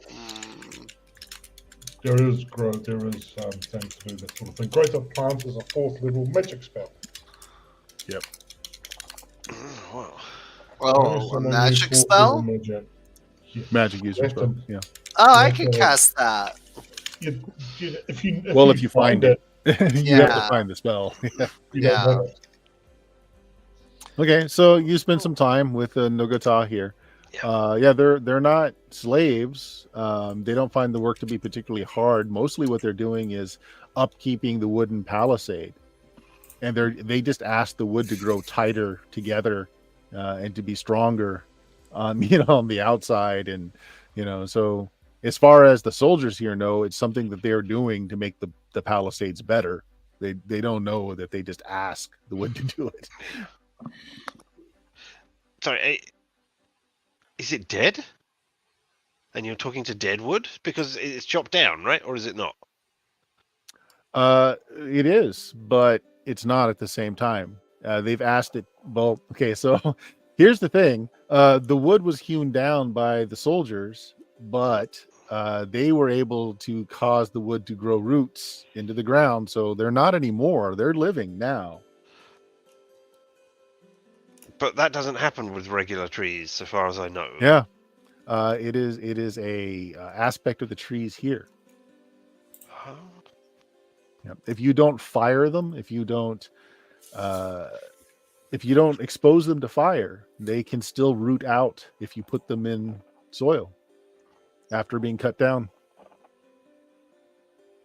So they grow more like weeds than they do like Never. trees. Oh my god. Oh my god. I try and throw up and poop immediately and try and get any fruit or vegetable matter that I might have eaten out of me immediately in case it starts taking root in me.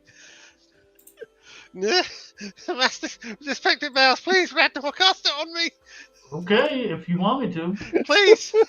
Wait, let him go outside first so we can hose him down. Yeah, like prepare yourself, and then I All can right, cast it. I'm ready. All right, I'll cast. Scrimbleshanks is having horrific sights of a tree growing out of his bum. Pretty much. I mean, if it can do that, then yeah. I mean, you could eat something that could just be a seed. My God. Yep. And those things, they could maybe. I don't know if they could talk to things inside of people, but that could be horrific. Yeah. Wow. All right. Yeah, I cleaned myself out. Yeah, you are purged. I'm gonna crawl my way back to our tent now and just go to sleep. All right. You have a good time. Thank you, everybody. All right.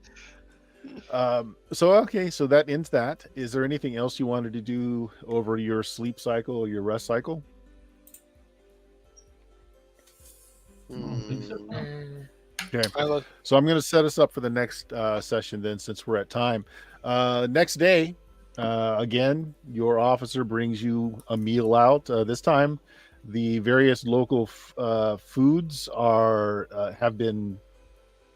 they've been integrated into dishes that their people are more like. So now we've got like a breakfast porridge here of this stuff, and we've got a baked bread like thing here this time.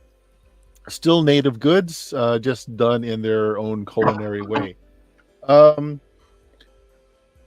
Your cleric has gone missing. Your cleric, the one that came down with you, it's not there when they do roll call to get ready to head out.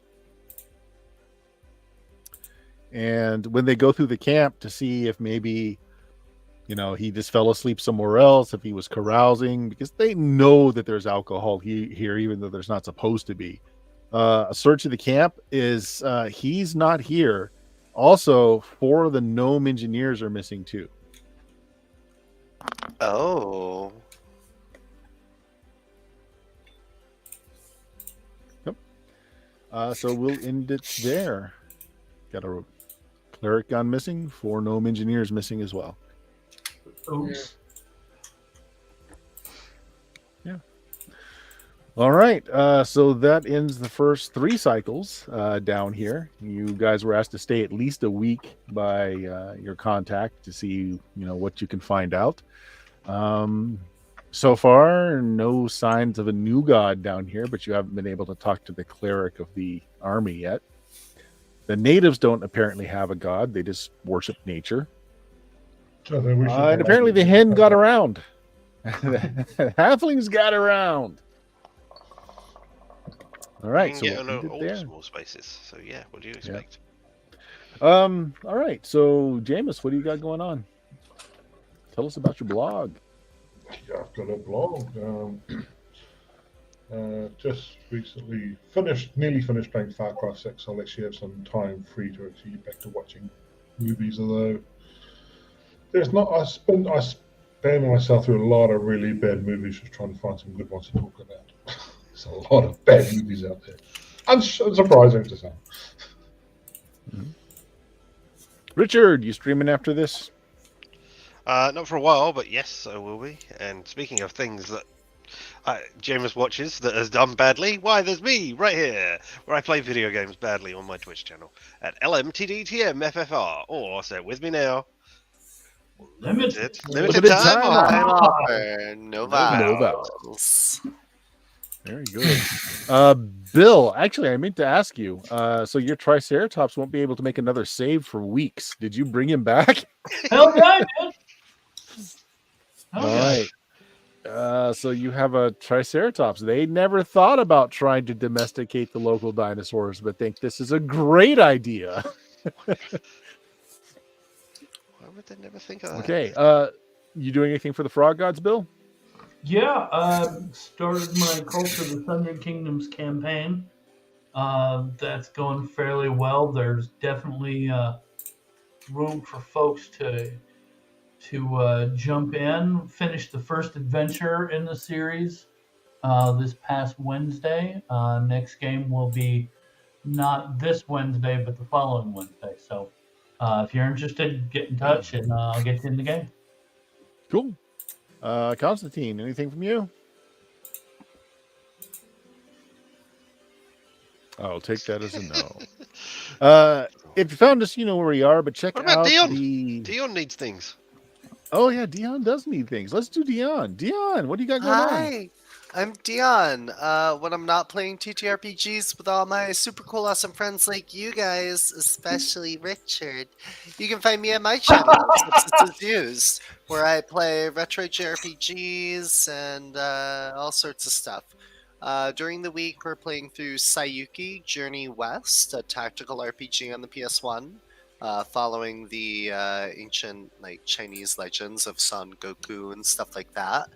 And on the weekends, we beat Lufia 2. I think we're gonna try the third Lufia game on the Game Boy Advance, maybe. So yeah. I just dug out my Game Boy Advance. I haven't turned the thing on in years, and there was still battery power. Oh, It's wow. amazed.